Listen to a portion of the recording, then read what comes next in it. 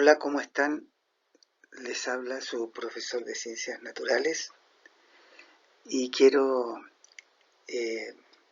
o más bien espero que estén todos bien en sus casas, guardaditos ahí, que no salgan mucho, que se cuiden y si salen tienen que llegar a lavarse las manos, la cara, ya, tener harto cuidado porque no hay que pensar que uno está exagerando, porque la cosa ustedes han escuchado bien y saben, está bastante complicada, pero la única manera es cuidarse, harto hacerle caso a sus papás, a su mamá, al adulto con quien ustedes estén, y van a ver que las cosas van a pasar y van a ser mejor. Bueno, vamos ahora a lo que nos corresponde. Nosotros, en realidad, esta presentación yo le puse método de separación de mezclas porque está dedicado principalmente a eso, pero también a lo que es el tema en general de la unidad número 1, que tiene que ver con la materia, ¿ya? Tiene que ver con la materia como está en, en nuestro entorno. Y vamos a partir primero vamos clasificando la materia, ¿ya? Según cómo está compuesta, digamos, la composición de la materia, la podemos dividir en dos tipos que son las mezclas y las sustancias puras, ¿ya? En esas dos clasificaciones, ¿no es cierto?, abarca todo lo que es la materia. Ahora, las mezclas son son aquellas sustancias que están formadas por dos o más sustancias, ¿ya? Por dos o más sustancias. Pero la particularidad que tienen las mezclas es que los componentes se pueden volver a separar, a estar como estaban antes de formar la mezcla y no pierden ninguna de sus propiedades ni características, ¿ya? Por lo tanto, ese es algo que tienen que tener bien claro, que las mezclas se forman y se pueden volver a separar sus componentes. Es una característica muy importante. Ahora, tenemos dos tipos de mezclas. Las mezclas heterogéneas y las mezclas homogéneas, ¿ya? Bueno, un poco la palabra lo dice, ahí, ¿no es cierto?, el nombre. Las heterogéneas son la unión de dos o más sustancias que presentan un aspecto, dice, no uniforme, o sea que no se ve una sola tipo de materia que hay ahí, ¿ya? Se pueden distinguir varias partes, ¿ya? Aquí en este caso pusieron aquí el ejemplo de un helado, ¿se fijan? Hay un helado, hay una mezcla, porque hay una parte blanca y una parte café que yo puedo distinguirlas perfectamente. Y las mezclas homogéneas son la unión de dos o más sustancias que presentan un aspecto uniforme, es decir, cuando yo miro esa sustancia, no puedo distinguir si hay una, si hay dos, si hay tres, ¿ya? ¿Qué sustancia hay ahí? No puedo identificar, no me puedo dar cuenta. Por lo tanto, veo como que fuera una sola sustancia que está ahí, ¿ya? Pero hay dos o más porque por algo es una mezcla, ¿ya? Entonces, esas es las características principales, ¿no es cierto?, de las mezclas heterogéneas y homogéneas. En las heterogéneas se distinguen los componentes que hay fácilmente. Hay muchos ejemplos de eso que ya lo vamos a ver, y mezclas homogéneas son las que no se distinguen, ¿ya? Eso es muy importante. Ahora, las sustancias puras son aquellas que están formadas por un solo componente. Tienen propiedades que están constantes, o sea, no varían cualquiera sea el estado. Y además sirven esas características para identificarlas, ¿ya? Las sustancias simples, digamos, las sustancias puras, las podemos clasificar en sustancias simples y compuestos químicos. Las sustancias simples son lo que nosotros conocemos los elementos químicos, ¿ya? Los elementos químicos que están formados por un solo tipo de átomos, que puede ser por un átomo, por muchos, pero es un solo tipo de átomo, ¿ya? Y esa sustancia, como es simple y es un elemento químico, no se puede descomponer o separar en sustancias más sencillas, porque es lo más sencillo que podemos encontrar. Hay muchos ejemplos de sustancias simples. Por ejemplo, aquí apunta aquí el oro, es una sustancia simple. El oro, la plata, el cobre, el bromo, el cromo, el sodio, el potasio, el magnesio, la plata, todo eso son sustancias simples. Son elementos químicos que los podemos encontrar en una tabla que se llama tabla periódica de los elementos químicos y son más de ciento y tanto. ¿Ya?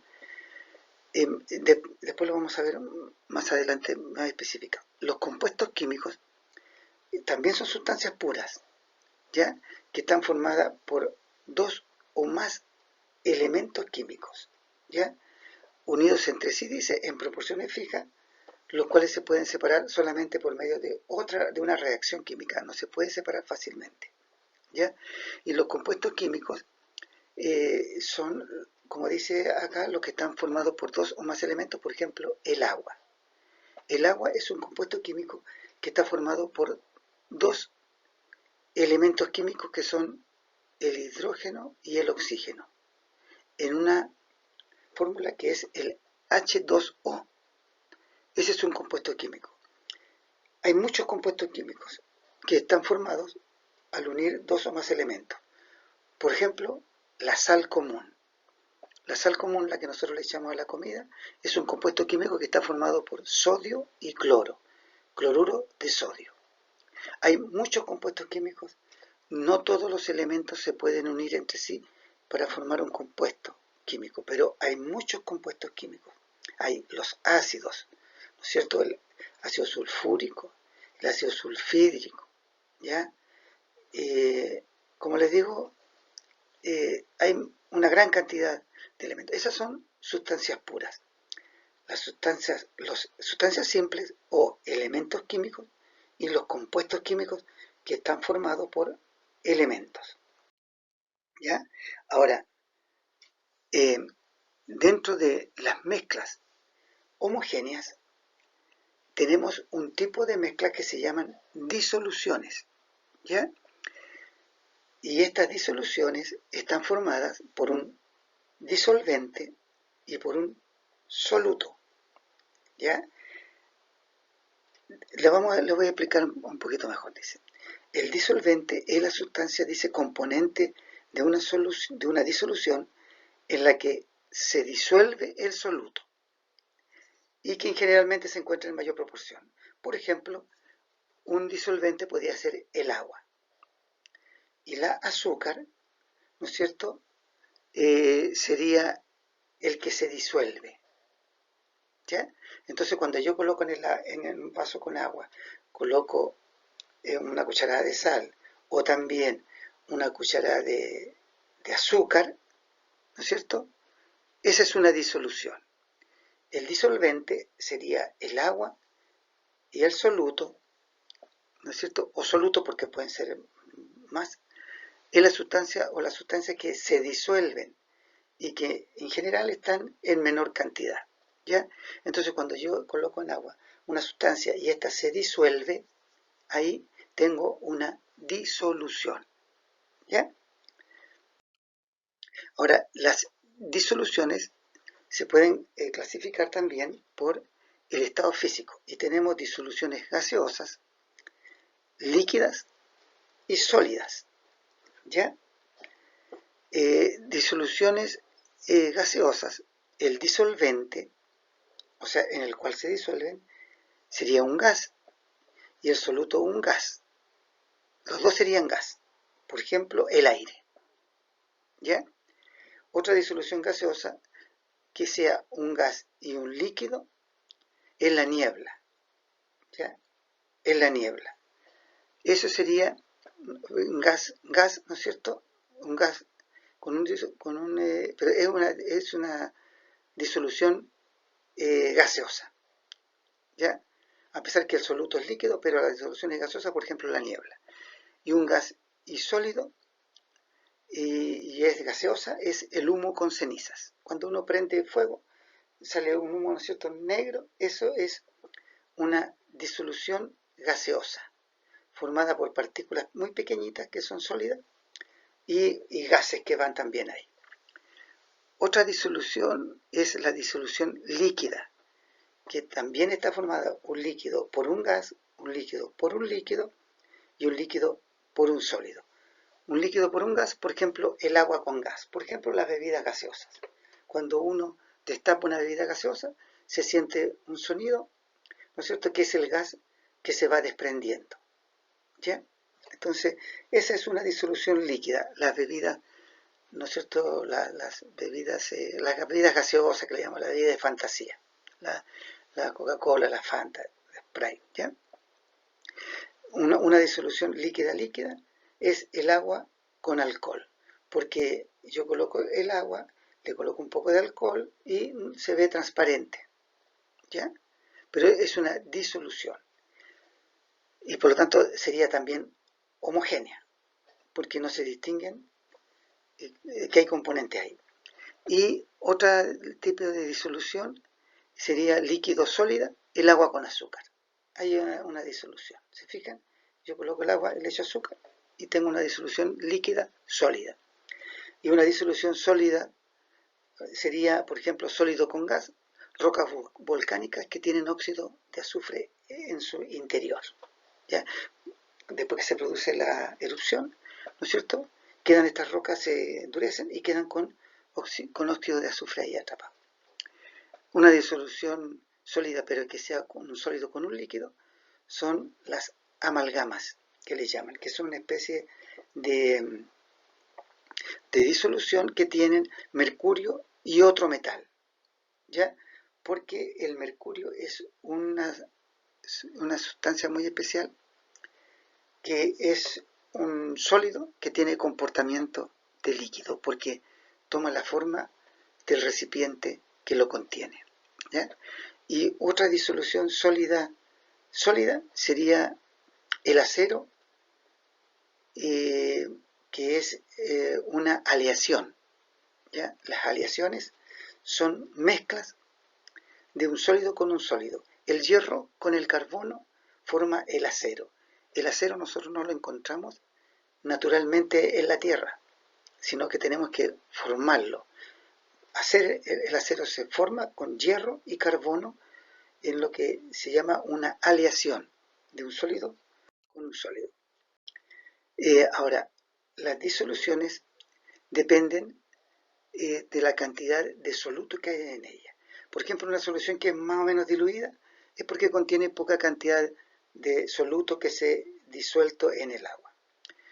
Una disolución saturada es porque contiene el soluto que se echa en mucha cantidad y a veces hay que calentar para que se disuelva.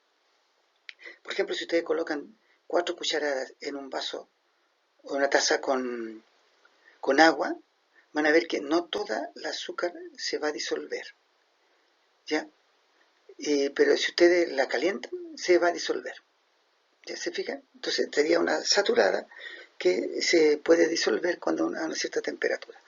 Y una disolución concentrada, dice, en menor o mayor medida, es la que contiene progresivamente mayor cantidad de soluto. O sea, cuando está muy concentrada es porque tiene gran cantidad de soluto. Y sobresaturada es cuando contiene más del soluto que corresponde a esa temperatura. O sea, si la tengo a temperatura ambiente y le echo muchas cucharadas, no toda se va a disolver. Pero si le echo una, se va a disolver. Pero ya le empiezo a echar 2, 3, 4, 5, se sobresaturó. Eso es una clasificación de las disoluciones de acuerdo a la cantidad de sustancia que le he hecho al disolvente. Ahora, estas mezclas, las mezclas que ya hemos hablado, se pueden separar, porque si no, no serían mezclas. ¿Ya? Esa es una particularidad y característica de las mezclas, es que se pueden separar cada una en sus componentes iniciales, ¿ya? Y hay varios métodos de separación de mezcla. Yo en la guía que le mandé, hay varios métodos también, algunos que no están, no los voy a explicar ahora porque son un poco más complejos, pero estos que les voy a explicar están ahí. Ahora, hay métodos de separación de mezcla, los que están basados en el grosor de las partículas que la forman. Por ejemplo, el tamizado. El tamizado se produce porque se pasa una cierta cantidad, una sustancia sólida a través de una rejilla y esa rejilla deja pasar las partículas más delgaditas, las más finitas, ¿no es cierto?, por esta rejilla, y las que son un poco más gruesos quedan atrapadas en la rejilla, ¿ya? Entonces, así se puedo separar. Por ejemplo, si yo hago una mezcla de arroz con azúcar, por ejemplo, hago una mezcla ahí, y después quiero volver a separarlas, las paso por una rejilla, por un colador, y van a quedar en la rejilla atrapadas las partículas de arroz, y va a pasar el azúcar hacia abajo. ¿Ya? Eso es el tamizado. Y se utiliza también en la construcción, los maestros de la construcción, para separar la arena de las piedrecitas, un poco de las piedras más gruesas, ¿ya? La filtración es el pasar o separar un sólido de un líquido. Por ejemplo, el sólido que tiene partículas gruesas queda retenido en un papel filtro. Por ejemplo, si yo coloco en un frasco, coloco agua y le coloco arena, la arena no se va a disolver en el agua, ¿no es cierto?, va a quedar ahí, y si yo quiero volver a separarlas, las paso por un papel filtro que se forma como una especie de cono que se dobla por la mitad, que viene en papel redondo, se dobla por la mitad y después se vuelve a doblar, después se abre ahí y se coloca en un embudo y se hace pasar la mezcla por acá. En el proceso en este método de filtración, el agua pasa por el papel hacia abajo y cae en este, que es un matraz en este caso, y las partículas de arena quedan atrapadas en el papel filtro. Después yo pongo a secar el papel filtro, obtengo la arena como estaba antes y el agua queda en este matraz, ¿ya? Ahora, hay otro tipo de mezcla basados en la densidad, o sea, en la capacidad que tienen de flotar una sustancia en otra, ¿ya? Y una es la decantación. Dice, sirve para separar dos líquidos inmiscibles, o sea, que no se pueden juntar. Y está basado en la distinta densidad. Por ejemplo, si yo junto agua con aceite, ¿ya?, el agua con aceite no se juntan. El aceite queda sobre el agua, ¿ya?, porque tiene menor densidad que el agua, entonces flota en él. Entonces, en este sistema que está acá, en el de decantación, ¿no es cierto?,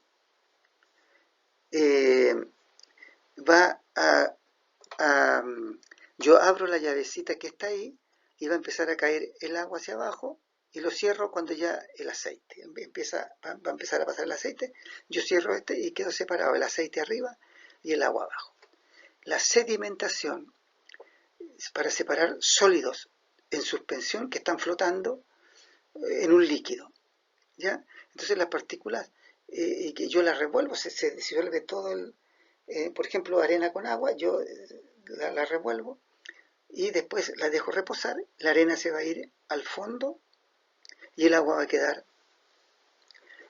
arriba. Entonces todo lo que estaba empieza a caer al fondo, eso se llama sedimentación, ¿ya? Otro tipo de basada en la separación magnética. O sea, se separan las partículas que son atraídas por un imán, ¿ya? Entonces, si yo junto rapaduras de hierro con otra sustancia, por ejemplo, la mezclo con la tierra, después le paso el imán y voy a obtener todas las limaduras de hierro en el imán y la tierra aparte. Eso está basado en la separación magnética o también llamada imantación, ¿ya? Los métodos de separación de mezcla homogénea. Bueno, tenemos la destilación. Esta se utiliza para separar, bueno, ustedes van a leer para no leérselos todos, se utiliza para separar dos o más líquidos con distintos puntos de ebullición. ¿Ya? Entonces uno cuando empieza a la ebullición, ¿no es cierto? Empieza a hervir, el gas que va saliendo, el vapor, pasa a un tubito que está a una temperatura menor, por lo cual se vuelve a condensar. ¿Ya? Esto se utiliza para, para la fabricación de alcoholes, ¿ya? De vino. ¿Ya? Entonces, si se separan, se van separando las sustancias, también se usa para la benzina, del petróleo se tiene una sustancia, después de ahí se empiezan por diferentes tipos a diferentes temperaturas, se destila y se van obteniendo otras sustancias. ¿Ya? Y la otra, que está basada en los distintos puntos de ebullición, es la evaporación. Y aquí hay un ejemplo se ve un montón de sal, ¿ya? Porque la sal, digamos, un gran porcentaje de la sal que nosotros consumimos viene de la evaporación del agua de mar. En grandes estanques se saca agua del mar a través de unos conductos y se llenan estos estanques. ¿Ya? Se llenan estos estanques completamente y se dejan ahí, y el sol evapora el agua y la sal queda en el fondo, formando esto, que después la sal se toma en camiones y se prepara, se limpia, se le agrega yodo y se hace más gruesa, más delgada, depende de cómo uno la vaya a consumir. ¿Ya? Entonces, en una evaporación, el, el, el disolvente, ¿ya? se evapora y queda el soluto que queda formando parte de esta sustancia que nosotros consumimos, que es la sal. Bueno, queridos alumnos y alumnas, hasta aquí llegamos hoy día con esta primera clase y espero que estén muy bien. Vuelvo a repetir, cuídense mucho, saludos a su familia y nos estamos escuchando la próxima semana. Que pasen bien.